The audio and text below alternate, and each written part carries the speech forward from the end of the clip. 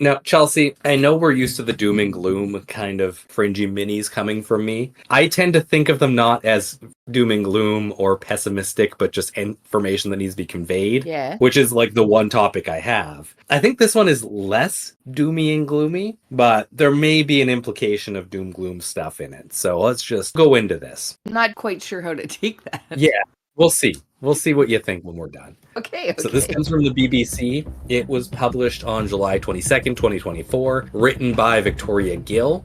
Title, Oxygen Discovery Defies Knowledge of the Deep Ocean. What? We'll read it. Scientists have discovered what they call dark oxygen being produced in the deep ocean, apparently by lumps of metal on the sea floor. About half of the oxygen we breathe comes from the ocean. Before this discovery, it was understood that it was made by marine plants photosynthesizing, something that requires sunlight. Here, at depths of 5 kilometers where no sunlight can penetrate, the oxygen appears to be produced by naturally occurring metallic nodules, which split seawater, H2O, into hydrogen and oxygen. Several mining companies have plans to collect these nodules, which marine scientists fear could disrupt the newly discovered process and damage any marine life that depends on the oxygen they make. I was just thinking, and it's just sitting there not being mined? Yeah. Those fools. Surely he can't be doing that. Quote, I first saw this in 2013, an enormous amount of oxygen being produced at the seafloor in complete darkness. I just ignored it because I'd been taught you only get oxygen through photosynthesis, explains lead researcher Professor Andrew Sweetman from the Scottish Association for Marine Science. Eventually, I realized that for years I had been ignoring this potentially huge discovery. He and his colleagues carried out their research in an area of the deep sea between Hawaii and Mexico, part of a vast swath of seafloor that is covered with these metal nodules. The nodules form when dissolved metals in seawater collect on fragments of shell or other debris. It's a process that takes millions of years. And because these nodules contain metals like lithium, cobalt, and copper, all of which are needed to make batteries, many mining companies are developing technology to collect them and bring them to the surface. But Professor Sweetman says the dark oxygen that they make could also support life on the sea floor, and this discovery, published in the journal Nature Geoscience, raises new concerns about the risk of proposed deep-sea mining ventures. The scientists worked out that the metal nodules are able to make oxygen precisely because they act like batteries. If you put a battery into seawater, it starts fizzing, explained Professor Sweetman. That's because the electric current is actually splitting seawater into oxygen and nitrogen, which are bubbles. We think that's happening with these nodules in their natural state. Like a battery in a torch, he added. You put one battery in, by torch they mean a flashlight. Just so you know, that's British for flashlight. I was just going to say, what language are we reading this in? Yes. I think Scottish, might be British, but who knows? Who knows? You put one battery in, it doesn't light up. You put two batteries in, you've got enough voltage to light up the torch. So when the nodules are sitting at the seafloor in contact with one another, they're working in unison like multiple batteries. The researchers put this theory to the test in the lab, collecting and studying potato-sized metal nodules. Their experiments measured the voltage on the surface of each metallic lump, essentially the strength of their electric current. They found it to be almost equal to the voltage of a typical AA-sized battery. This means, they say, that the nodules sitting on the seabed could generate electric current large enough to split or electrolyze molecules of seawater. The researchers think the same process, battery-powered oxygen production that requires no light and no biological process, could be happening on other moons and planets, creating oxygen-rich environments where life could thrive. Okay, that took a turn from what I thought the article was about. I know.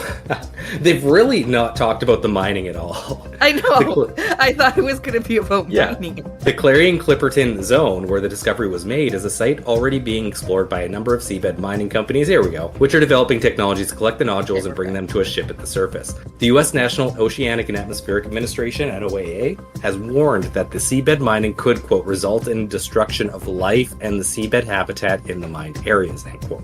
More than 800 marine scientists from 44 countries have signed a petition highlighting the environmental risk and calling for a pause on mining activity.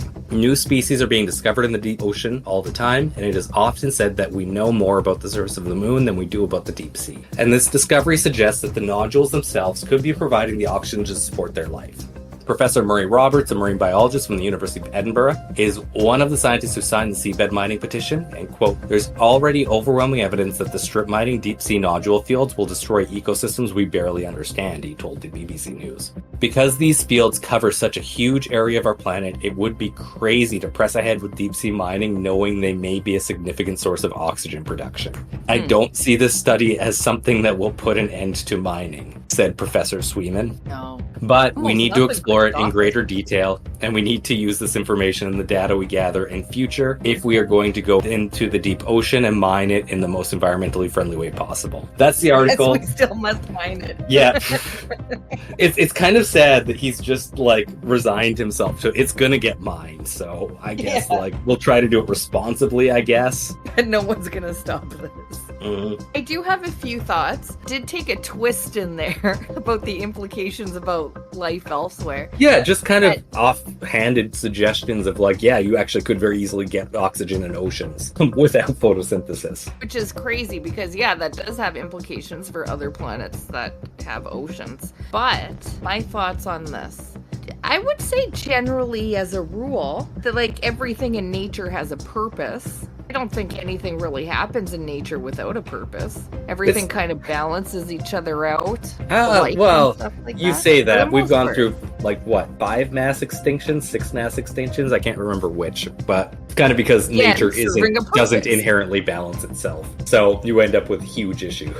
Hey, that's balance. It's balancing by That's fair. extincting everything. It needs to bring the balance back. You give because some, of you the lose imbalance. some. Yeah. Yeah, exactly. It seems ballsy to just be like, we don't know what this is for. Yeah. We don't know anything about the deep ocean, but we're definitely mining it as environmentally friendly as we can, which is probably not very because we don't know what that oxygen is doing there. Yeah, and especially when they say Just right off the waiting bat for that, it. hey, by the way, most of our oxygen actually comes from the ocean. This might actually be part of the reason why. We've always kind of just assumed it's phytoplankton, but maybe it's not. This could be our source of air. Yeah. But we're just gonna mine that. Yeah.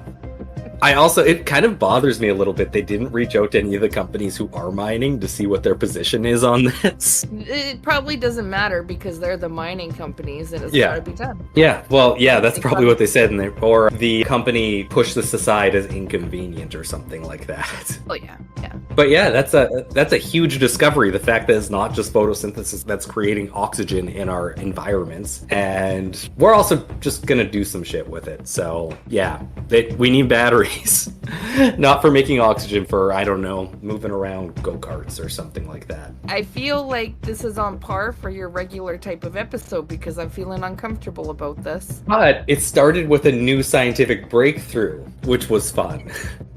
We need to mine. Yes. We can't just discover gotta that and do not it. mine it.